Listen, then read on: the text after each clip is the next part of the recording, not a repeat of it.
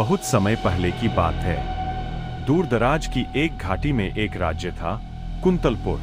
यह राज्य अपने सुंदर बागों और विशाल नदियों के लिए प्रसिद्ध था। राजा वीरेंद्र सिंह के 3 बेटे थे।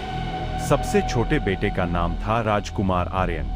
आर्यन साहसी, बुद्धिमान और दयालु हृदय वाला था। कुंतलपुर से लगभग 50 कोस दूर एक घने जंगल में एक पुराना महल था। कहते थे, उस महल में कोई प्रवेश करता तो जीवित वापस नहीं लौटता। गांव के लोग फुसफुसाते हुए कहते, वहां रात को लाल रोशनी जलती है और अजीब आवाजें आती है। राजा ने कई बार सैनिक भेजे, परंतु वे लौटकर कभी नहीं आए। एक दिन दरबार में बात उठी कि यदि उस महल का रहस्य न सुलझा तो राज्य पर संकट आएगा।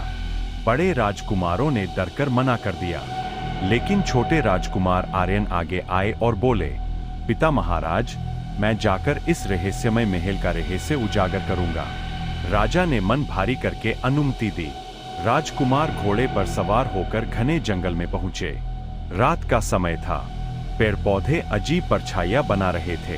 अचानक हवा चली और लगा जैसे कोई पीछे पीछे चल रहा हो, परंतु राजकुमार ने साहस नहीं खोया। महल के द्वार पर जब वे महल के पास पहुंचे तो देखा, काले पत्थरों से बना विशाल महल, टूटी खिड़कियां और जंग लगे दरवाजे। अचानक दरवाजा अपने आप खुल गया। भीतर अंधकार और धूल ही धूल थी। राजकुमार ने दीपक जलाया और भीतर बढ़े। अचानक सामने एक वृद्ध साधु प्रकट हुए। साधु ने कहा, आर्यन, यह महल शापित है। यहाँ कभी एक रानी रहती थी, जिसे उसके अपने लोगों ने धोखा देकर मार डाला। उसकी आत्मा आज भी मुक्ति की प्रतीक्षा कर रही है।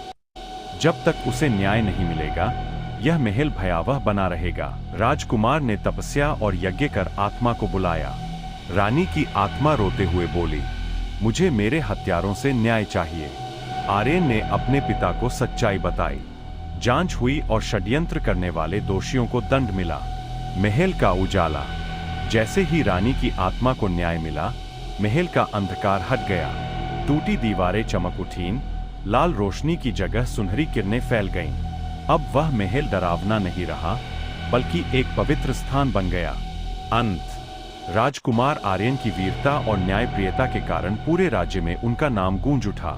लोग उन्हें सच्चा राजकुमार मानने लगे। वह महल आज भी खड़ा है, लेकिन अब वहां शांति और प्रकाश का वास है।